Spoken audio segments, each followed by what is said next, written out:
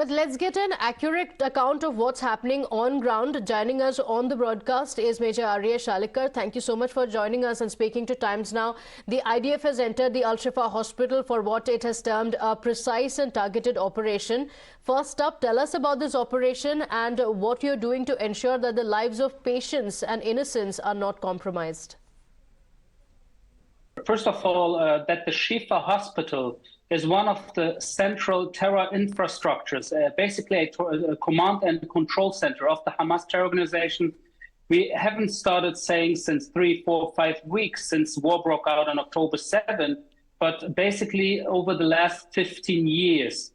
The Al-Shifa Hospital is a very central command and control center of the Hamas terror organization, not the entire complex, but parts of it, and especially underneath the hospital. So what we have done throughout the last 2, 3, 4 weeks is little by little, peu à peu, to enter the northern part of the Gaza Strip and to make sure that we encircle Gaza City.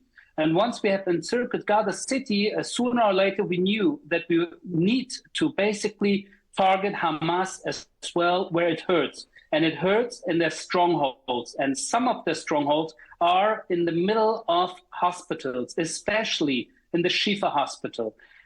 Throughout the last 3, 4 days, we have already asked the medical team and the civilians inside the hospital to use the eastern entrance in order to, or the eastern exit of the hospital, in order to use the evacuation corridor to go south, to move away from the hospital, because we have already warned since 3 weeks that the Al-Shifa Hospital is not only a terror stronghold of the terror organization, but most likely Israeli abducted people are being held there underneath the hospital.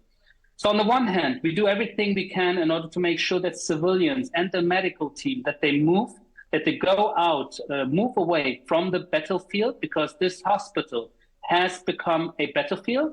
And on the other hand, we want to make sure that we are as precise as possible targeting the terrorists and the infrastructure inside the hospital complex. Okay, but when you mention the hospital, do you mean the entire hospital?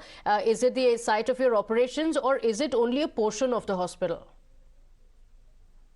Yes, at this point, it's only a certain portion. It's just specific parts inside the hospital complex, which is a wide complex of dozens of buildings. And we want to make sure that we are as precise as possible.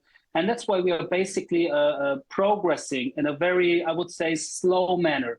In a slow manner because we don't want to harm civilians, wounded people, sick people inside the hospital, because in the end, you know, hospitals should be safe places where people are being treated and not military or terror bases, just like the Al-Shifa Hospital has been transferred into.